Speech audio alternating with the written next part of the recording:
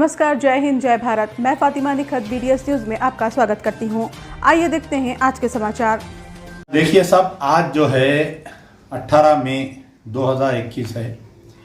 तो 18 मई के साथ ही एक ऐसा मनहूस दिन जो हमारी 400 साला मुक़द्दस मक्का मस्जिद में बम धमाका हुआ था 18 मई 2007 के दिन। तो आज मुसलसल जो है मुकम्मल आज जो है 14 साल होने को आ रहा है। तो बड़ा अफसोस हुआ मुझे आज के अखबारात देखकर, सोशल मीडिया देखकर, किसी को भी चाहे कोई मुस्लिम तंजीम रहो या कोई मुस्लिम कायदीन रहो या कोई उर्दू अखबार रहो, ये किसी को भी जो है मक्का मस्जिद का बम धमाका याद नहीं रहा।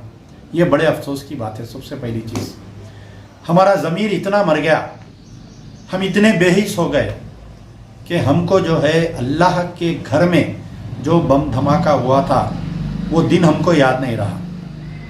18 मई 2007 आज मुसलसल 14 साल होने को आ रहा है मेरे भाई। आज से 14 साल पहले वो मनहूस दिन जिसमें बम ब्लास्ट में 16 लोग मर गए थे। कितने लोग? 16 लोग। जैसा ही बम ब्लास्ट हुआ, मुसलमान बाहर निकले, सामने जो है पुलिस की फायरिंग, अंधाधुंध पुलिस की फायरिंग की गई, जिसके अंदर तकरीबन 7 लोग मर गए। पुलिस की फायरिंग और बम धमाके में 100 से ज़ायद लोग जो है परमानेंट अपाहिज हो गए। उसके बाद में जो है गिरफ्तारियों का लामुतना ही सिलसिला चला। मैं तकरीबन 2-3 दिन से जो मक्का मस्जिद बम धमाके के बाद में जो पुलिस का जुल्म हुआ था, जो 3rd डिग्री टॉर्चर हुआ था, जो नौजवान बच्चों को ले जाकर बंद करके जिनको मारा गया था, उनके साथ जो टॉर्चर किया गया था, मुसलसल उसको याद कर रहा था कई एक हफ्ते से। और मैं सिर्फ खामोश था। मैं ये देखना चाह रहा था कि कौम के कोई ज़िम्मेदारों को मक्का मस्जिद याद है या नहीं है।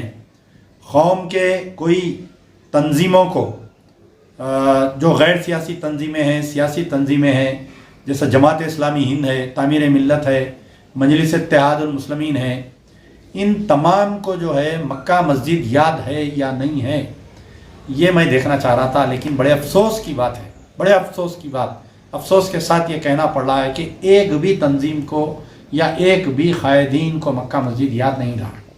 हाँ, मुझे बहुत याद आ रहे हैं आज मौलाना नसीरुद्दीन साहब। तो ऐसे तो बहुत कायदीन हैं, फ़लस्तीन के लिए जिद्दोजहद करने की बात करते हैं। यकीनन फ़लस्तीन, मस्जिद अक्सा हमारा क़िबले अव्वल है, हमको जिद्दोजहद करना चाहिए ता हयात तक। बाबरी मस्जिद के लिए बड़ी बड़ी तकरीरें जलसे करते हैं, लेकिन उनकी कॉन्स्टेंसी में जो यहाँ पर मक्का मस्जिद जो है उसके बारे में कोई मालूमात हासिल करने के लिए या उसके ऊपर कोई जिद्दोजहद करने के लिए राज़ी नहीं है। हैदराबाद पार्लियामेंट के मेंबर ऑफ पार्लियामेंट हैदराबाद, उनकी कॉन्स्टिट्यूंसी में ये नंगा नाच हुआ। मक्का मस्जिद बम धमाका जैसे ही हुआ, उसके बाद में तकरीबन जो है 175 लोगों को गिरफ्तार किया गया। कितने लोगों को? 175। सारे नौजवान पढ़े लिखे यूथ थे जिनको गिरफ्तार किया गया। Engineering, MBBS, MBBA, MBA, BBA, कई ऐसे पढ़े लिखे बच्चों को गिरफ्तार किया गया। कोलैटरल केसेस में डाला गया, 3 कोलैटरल केसेस में, यानी जो पहले केस में जो अक्यूज है सेकंड केस में डाले, सेकंड केस में जो अक्यूज है उनको 3rd केस में डाले।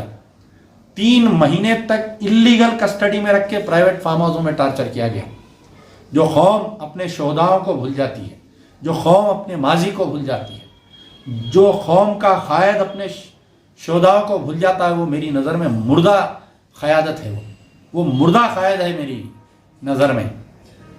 तो 18 महीने इन बच्चों को जेल में रखे।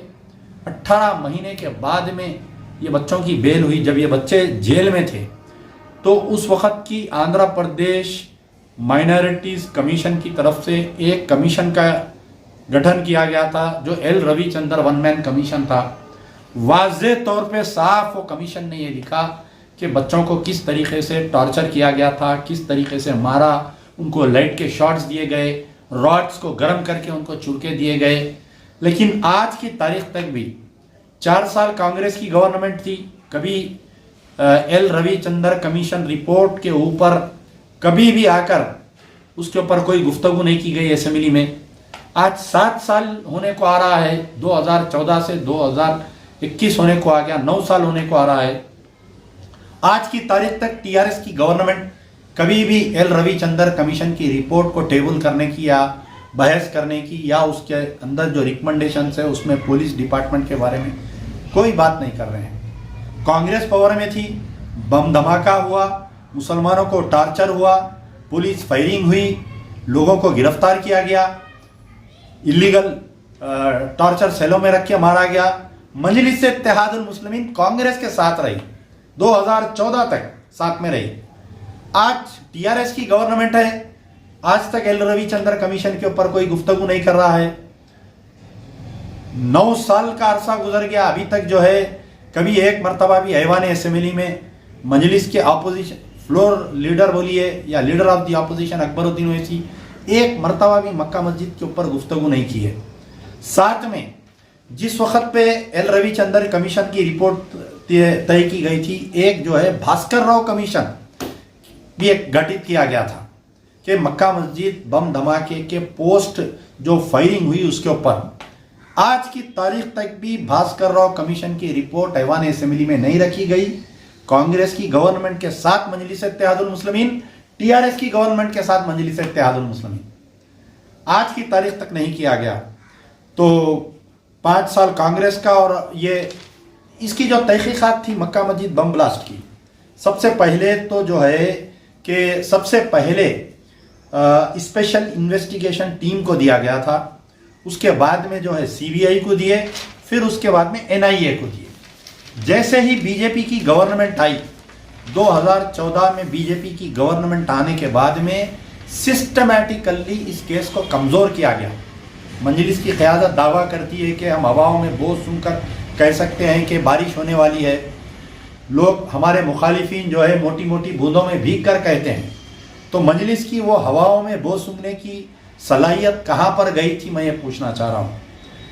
तो स्वामी असीमानंद चंचलगुड़ा जेल में जो है सीबीआई के सामने ये इकरार किया कि मक्का मस्जिद सिर्फ मक्का मस्जिद बम धमाका नहीं बल्कि मालेगांव 1, मालेगांव 2, अजमेर ब्लास्ट, दिल्ली जामा मस्जिद, मुख्तलिफ ब्लास्टें हमने किया। अभिनव भारत का नाम आया उसके अंदर। स्वामी असीमानंद का इकरारनामा सीबीआई जज के सामने तकरीबन 300 पेज का इकरारनामा दाखिल किया गया और मक्का मस्जिद बम धमाके का केस चलता है मेरे भाई। केस चलने के बाद में 17 अप्रैल 2018 के दिन तमाम कातिलों को बाइज्जत बरी किया जाता है, तमाम को बाइज्जत बरी किया जाता है। तो आखिर ये मक्का मस्जिद में बम धमाका किसने किया? अगर स्वामी असीमानंद ने नहीं किया, हिंदू तंजीमें नहीं किया, तो फिर किसने किया? ये सवाल है। होना तो ये चाहिए था कि एनआईए कोर्ट से जैसे ही वो बाइज्जत बरी होते, दूसरे दिन जो है असदुद्दीन ओवैसी जाकर चीफ मिनिस्टर से मिलना था, तमाम तंजीमें चीफ मिनिस्टर से मिलके हाई कोर्ट में अपील डालना था। 2018 से लेके 2019, 20, 21 3 साल हो गया, आज तक उसका अपील नहीं डाला गया और वाजे कर दिए कि हम अपील पे नहीं जाएंगे बोलकर। ये जजमेंट आने के बाद में 3 इलेक्शन आए मेरे भाई, असेंबली इलेक्शन, पार्लियामेंट इलेक्शन, बल्दिया इलेक्शन। सारे मुस्लिम तंजीमा जाकर टीआरएस की तायद किए, लेकिन मक्का मस्जिद के कातिलों को सजा दिलवाने के लिए कभी भी बात नहीं किए। रोज़े महशर तमाम सियासी कायदीन को, तमाम उलमा मशाइखीन को सबको जवाब देना है कि अल्लाह का घर 400 साल कदीम मस्जिद में बम धमाका होता है और यहाँ की मजबूत क़यादत, यहाँ की मजबूत तंजीमें, लाखों करोड़ों रुपए ज़कात, चंदा, फितरे उसूल करने वाली तंजीमें, किसी ने एक मरतबा भी आवाज़ उठाई? आपने देखा? मक्का मस्जिद बम धमाके के बाद में 5 मुसलमानों का इनकाउंटर हुआ मेरे भाई, 5 मुसलमानों का आलेर में इनकाउंटर हुआ, लेकिन आज की तारीख तक भी उस इनकाउंटर के ऊपर, वो 5 मुसलमानों का इनकाउंटर के ऊपर किसी की जबान नहीं खुलती मेरे भाई, किसी की जबान नहीं खुलती।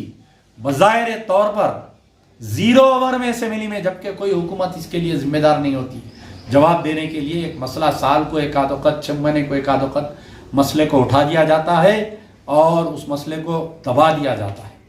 बड़े अफसोस के साथ मैं आपसे रुखसत होने से पहले कहूँगा कि तमाम तंजीमों को पूछ है मक्का मस्जिद की, तमाम सियासी लीडरों को पूछ है मक्का मस्जिद की। तुम सियासी ताकत रखते हुए तुमने कभी मक्का मस्जिद के लिए इख्तिदार के गिरेबान को नहीं पकड़ा। तुम मिली तंजीम रहते हुए तुमने कभी इख्तिदार के सामने जो है इसकी नुमाइंदगी नहीं की। आज भी वक्त है मेरे भाई, मक्का मस्जिद के कातिलों को सजा दिलाने का आज भी वक्त है। आज अगर हिम्मत करेंगे, सब मिल के एक होंगे, एक प्लेटफॉर्म पर आएंगे, तो मैं समझता हूं कि मक्का मस्जिद के कातिलों को हम सजा दिलाने में कामयाब होंगे। मैं अल्लाह से दुआ करता हूं कि अल्लाह, हम तो उतने ताकतवर नहीं हैं, उतनी माशी हालत नहीं है, लेकिन फिर भी हम कोशिश कर रहे हैं मक्का मस्जिद के कातिलों को और आलेर एनकाउंटर में जो बेगुनाहों को एनकाउंटर किया गया उनको इंसाफ दिलाने के लिए, जो मक्का मस्जिद बम धमाके में जिनको बम धमाके में शहीद हुए उन शोहदाओं को इंसाफ दिलाने की हम लड़ाई लड़ रहे हैं। अय अल्लाह तू हमको कामयाब कर, अय अल्लाह तू हमको इतनी सियासी ताकत दे ताकि हम हुकूमत के गिरेबानों को पकड़ सके, जाकर उनसे ये पूछे कि आखिर स्वामी असीमानंद ने अगर बम धमाका नहीं किया तो क्या शैतान आकर बम धमाका किया, क्या बताइए। ये हमारी दुआ है। बड़े अफसोस के साथ मेरा दिल जल रहा है, मेरे आंख से आंसू निकल रहे हैं। इतनी बेहसी कौम की बताइए आपके मक्का मस्जिद को भूल गए, सारे के सारे भूल गए। किसी को एक को मक्का मस्जिद याद नहीं रही मेरे भाई, किसी को एक को याद नहीं रही। इतने बड़े लीडर है हमारे, असदुद्दीन ओवैसी सारी दुनिया की बात करते हैं, मस्जिद अक्सा की बात करते हैं, बाबरी मस्जिद की बात करते हैं, उनकी कॉन्स्टिट्यूंसी की हैदराबाद की मस्जिद याद नहीं रहती उनको। एक मक्का मस्जिद के लिए हम सब मिलकर एक प्लेटफॉर्म पे नहीं आ सक रहे हैं। आज भी मैं दावत दे रहा हूं सबको, अपने सियासी इख्तिलाफात को दूर करते हुए एक प्लेटफॉर्म पर आइए, जमा हुइए, बड़े से बड़े वकील को पकड़ेंगे, सुप्रीम कोर्ट में केस अदालत में डालेंगे, डालने के बाद में इसका जो है री इन्वेस्टिगेशन करवाएंगे हम। लेकिन किसी को हिम्मत नहीं है, किसी को दिलचस्पी नहीं है। बड़े अफसोस के साथ मैं कह रहा हूं कि अल्लाह से मेरी दुआ है कि अल्लाह ताला हमको इतनी ताकत दे, इतनी सियासी क़ुव्वत दे कि अल्लाह हम तेरे घर के लिए लड़ने के लिए दोबारा, यकीनन हम गुनाहगार है अल्लाह, हमसे जो हो सकता हम कर रहे हैं अल्लाह, हम गुनाहगार है अल्लाह, लेकिन जो कायदीन बिल्कुल ही तौर पर नहीं कर रहे हैं अल्लाह तू उनको देख, अल्लाह तू उनका सियासी इख्तिदार, अल्लाह उनको जो सियासी इख्तिदार दिया है वो इस्तेमाल नहीं कर रहे हैं, वो बीजेपी के आलेकार बनकर फिर रहे हैं मेरे अल्लाह। मक्का मस्जिद, मेरा दिल रो रहा है। दोबारा मैं कह रहा हूँ कि मक्का मस्जिद के लिए, उन खातिलों के लिए मैं जिद्दोजहद बराबर करूँगा कि उनको सज़ा मिले। जो पुलिस फायरिंग में मर गए शोहदा, जो बम धमाके में मर गए शोहदा, उनको इंसाफ दिलाने की लड़ाई मजलिस बचाओ तहरीक आखिरी दम तक लड़ेगी, आखिरी दम तक लड़ेगी। यार जिंदा सोबत बाकी। इसी के साथ ही ये समाचार समाप्त होते हैं। दुआ और उम्मीद यही कि आप जहां कहीं भी हों खैर आफियत से हों, आपकी हर सू खुशगवार हो और हर खुशगवार सू का अंजाम बखैर हो। इन्हीं दुआओं के साथ मुझे और मेरी टीम को दीजिए इजाज़त। देखते रहिए BTS news. Like and subscribe करना ना भूलें। जय हिंद।